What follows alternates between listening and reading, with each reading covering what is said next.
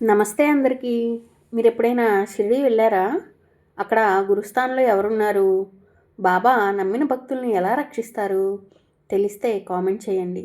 తెలుసుకోవాలంటే full video చూసేయండి. అలాగే గురు పూజ ఎలా చేయాలి తెలుసుకోవాలంటే రేపటి వీడియో తప్పకుండా చూడండి. బాబా మన ఎదురుగా ఉన్నారని భావన చేసి ఈ అధ్యాయాన్ని మొదలు పెడదాం. ముందుగా చావడి గురించి తెలుసుకుందాం. ద్వారకామాయి లోపల నాపరాలను పరిపించేందుకు నానా చందోర్కర్ మొదలైన వారు అన్ని ఏర్పాట్లు చేసుకుంటారు.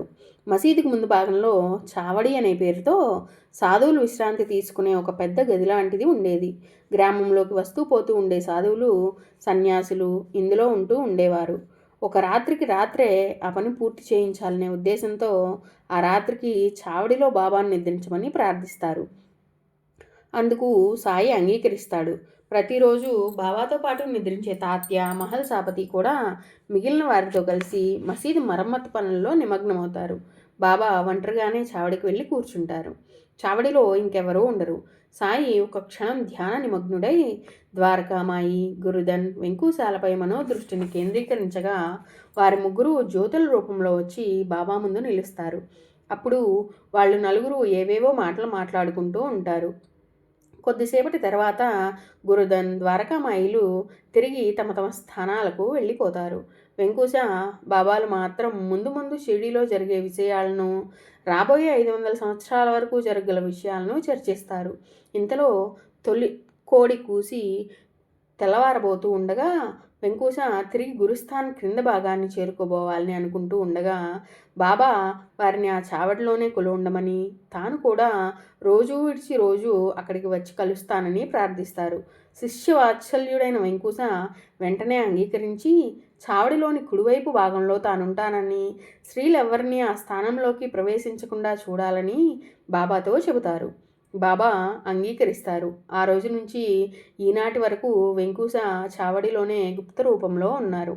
బాబా తన తల్లి అయిన ద్వారకామాయి ఒడిలో నిరంతరం నివసిస్తూ అటు జన్మనిచ్చిన తండ్రిని ఆకర్షిస్తూ వారికి జ్ఞానబోధ చేస్తూ తన ఆశ్రితులకు భక్తిని, ముక్తిని ప్రసాదిస్తూ కలియుగ దైవమై రాబోయే సాయి యుగానికి నాంది పలుకుతున్నారు. పురాతన భక్తి మార్గాలకు, ఆచార వ్యవహారాలకు, పూజా పద్ధతులకు సాయి స్వస్తి చెప్పారు. ఈ విషయంలో సాయి స్వయంగా చెప్పిన మాటలు: ఎవరు అదృష్టవంతులో, ఎవరు పాపములు క్షీణించినవో వారు నా పూజ చేసెదరు. ఎప్పుడూ నీవు నా నామమును స్మరించుచుండినచో నిన్ను సప్త సముద్రములను సైతం దాటించదను. పూజాతంతుతో గాని, యోగములు, యాగములు, క్రతువులతో గాని నాకు పని లేదు. ఎక్కడ పవిత్రమైన భక్తి ఉండునో అక్కడే నా నివాసము. ఇలాంటి భక్తి గల వారికి బాబా ఏమేమి చేసినో కొన్ని విషయాల్లో తెలుసుకుందాం. 1909లో భీమాజీ పాటిల్కు భయంకరమైన క్షయరోగం వచ్చింది. నానాసాహెబ్ సలహాపై షిరిడీ వచ్చి బాబా పాదాలపై పడ్డాడు. మొదట తను రక్షించుటకు బాబా ఒప్పుకొనకపోయినా రోగి ప్రాధేయపడగా సాయి కరుణించి, నీవు భయపడకుము, నీ కష్టములు పోయినవి. ఎంతటి పీడయున్న వారైనా ఈ మసీదు మెట్లు ఎక్కగానే వారి కష్టములన్నీ తొలగిపోవును. ఇక్కడి పకీరు దయగలవాడు, అందరినీ ప్రేమ దయతో కాపాడును అని అభయవాక్కులు పలకగానే రోగము నయమవుట ప్రారంభమైంది. కొద్ది రోజుల్లోనే పూర్తిగా ఆరోగ్యవంతుడయ్యాడు. ఆ తర్వాత బాబా అతనికి 2 స్వప్నములను ఇచ్చాడు. మొదటి స్వప్నంలో ఒక ఉపాధ్యాయుడు తనని కొట్టుచున్నట్లును, రెండవ స్వప్నంలో వాని ఛాతీ మీద పెద్ద బండను పెట్టుట వలన బాధ కలిగెను. కొట్టుట, బరువు పెట్టుట ద్వారా కలలో అతడు పొందిన బాధతో చెడు కర్మలను పూర్తిగా తొలగించి అతనికి సంపూర్ణ ఆరోగ్యమును తిరిగి ప్రసాదించెను. సాయి యొక్క దివ్యశక్తిని గమనించిన భీమాజీ పాటిల్ స్వగ్రామమునకు తిరిగి వెళ్ళి మొదటిసారిగా సత్యనారాయణ స్వామి వ్రతం వలె సాయి సత్యవ్రతమును ప్రారంభించెను. ఇదే బాబా వాక్కు యొక్క మహిమ. కాకా మహాజని అను ఇంకొక భక్తుడు ఒకసారి నీళ్ల విరోచనములతో బాధపడుతూ కూడా బాబా సేవలోనే ఉండాలని నిశ్చయించుకొని చెంబు నిండా నీళ్లు పెట్టుకొని మసీదులో సిద్ధముగా ఉన్నాడు. విరోచనముకు వెళ్ళవలసి వచ్చినప్పుడు బయటకు వెళ్ళి వస్తూ ఉండేవాడు. బాబాకు అన్నీ తెలుసు కాబట్టి వారే తన వ్యాధిని నయం చేస్తారనే విశ్వాసముతో అతడు ఉండెను. మసీదుకు ముందు భాగంలో రాళ్లు తాపన చేయు పని ప్రారంభించబడింది. ఉన్నట్టుండి బాబా కళ్ళెర్ర చేసి తీవ్ర స్వరంతో బిగ్గరగా అరిచెను. ఆ కేకలకు భయపడి అందరూ బయటకు పరిగెత్తుకుపోయారు.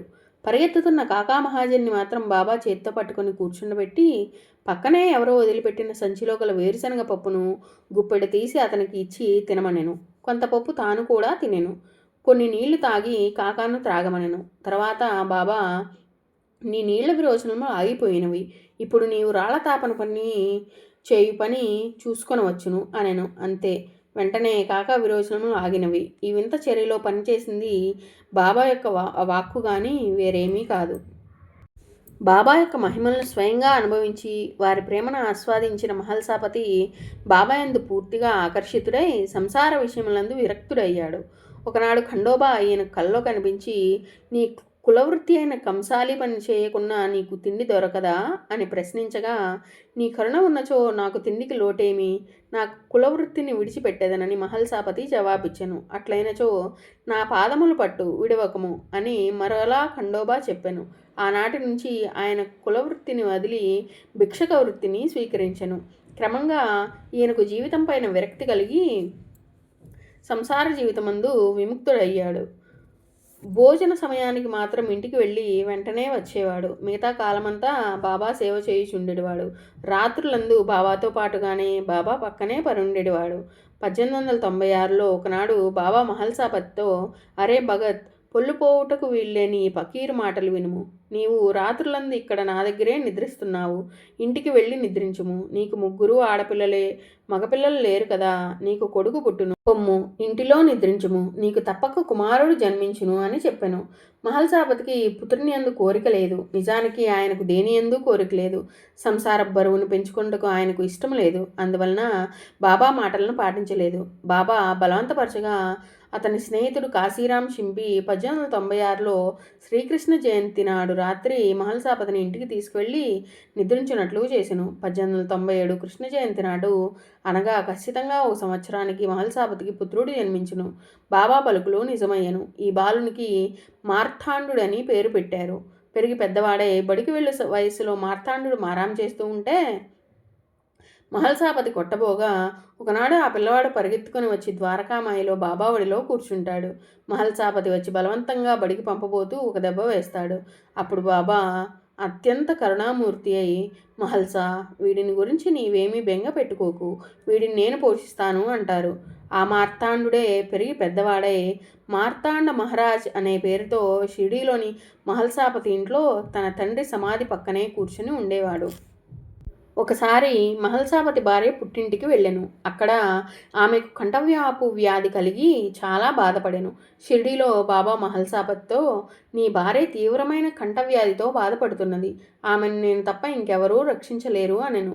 అందుకు మహల్సాపతి, నిజమే బాబా, మమ్ము రక్షించగలవారు ఈ ప్రపంచంలో మీరు తప్ప ఇంకెవరూ లేరు అంటాడు. మహల్సాపతి మనోవాక్కాయ కర్మలతో త్రికరణ శుద్ధిగా బాబాయే తన సర్వస్వం అని నమ్మిన భక్తుడు.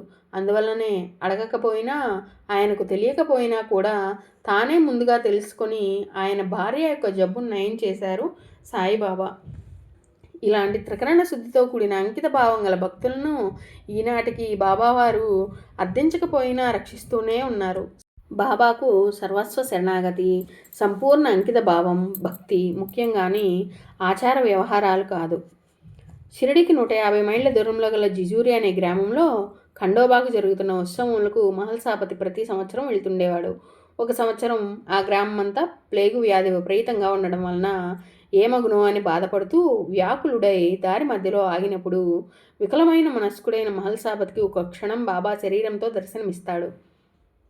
వారి పాదములపై పడి నమస్కరించి లేవగా మళ్ళీ అదృశ్యమవుతాడు. ఎలాంటి బాధలు లేకుండా యాత్రను పూర్తి చేసుకుని తిరిగి రాగానే మహల్సాపతితో, బాబా, ఏమి భగత్, ఆనందకరమగు తీర్థయాత్ర మధ్యలో వ్యాకులుడవైతివేమి? ఆ సమయమున నీ బండి వద్దకు నేను వచ్చి గమనించితివా అని ప్రశ్నిస్తారు. ఇంకో సందర్భంలో డోర్హాలి అనే గ్రామంలో గల తన కూతురు అత్తగారింటికి మహల్సాపతి విందు భోజనానికై వెళ్తున్నప్పుడు వలదని బాబా వారిస్తారు. బంధువులు ఏమైనా అనుకుంటారేమోనని వెళ్ళి అవమానమును పొంది ఆకలితో మరీ తిరిగి షిరిడీ చేరుకుని బాబా పాదాలపై శిరస్సు ఉంచి విలపిస్తాడు. మరొక సందర్భంలో మహల్సాపతి అర్ధంగోను అనే గ్రామునకు వెళ్ళదలిచి బాబా అనుమతిని కోరగా అక్కడ తగాదాలు, దెబ్బలాటలు జరుగును. వెళ్ళవలదని వారిస్తాడు. కానీ ఆయన వెళ్తాడు. బాబా చెప్పినట్లుగానే ఆ గ్రామంలో పిల్లల మధ్య జరిగిన చిన్న తగాదా కారణంగా గ్రామంలోని వారంతా 2 వర్గాలుగా విడిపోయి కర్రలతో కొట్టుకొని దెబ్బలాట జరగగా మహల్సా సురక్షితంగా తప్పించుకొని తిరిగి వస్తాడు. మహల్సాపతి యందు బాబా చూపిన రక్షణ భారం సాయి యొక్క భక్త వాత్సల్యానికి నిదర్శనం. ఈ ప్రకారంగా తనను ఆశ్రయించిన వారి యొక్క యోగక్షేమాలను నిరంతరం కంటికి రెప్పవలే కాపాడు సమర్థత గలవారే సమర్థుడైన సద్గురువు. సాయిబాబాది బ్రహ్మవాక్కు. ఇలాంటి శక్తివంతమైన బ్రహ్మ తేజస్సుతో గల బ్రహ్మవాక్కును పలకగల సద్గురువే గురుబ్రహ్మ అనే పదానికి అర్హులు. మిగిలిన గురువులంతా శిష్యులు తెచ్చే ధనంపైన, వారిచ్చే వస్తు సముదాయాలపైన ఆసక్తి కలిగి ఉంటారు. కానీ వారి తమను నమ్మిన శిష్యుల్ని ఏ విధంగానూ ఉపయోగపడలేరు. ఇలాంటి బాధ గురువులను నమ్మి తమ ధనాన్ని, కాలాన్ని వృధా చేసుకోకుండా సమర్థుడైన సాయిని నమ్మి ఇహలోకంలోనూ సుఖాన్ని, పరలోకంలో మోక్షాన్ని పొందవలసిందిగా విజ్ఞప్తి చేస్తూ ఈ అధ్యాయాన్ని ఇంతటితో ముగిద్దాం. సచ్చిదానంద సాయి మంగళం. సర్వవ్యాపక సాయి మంగళం.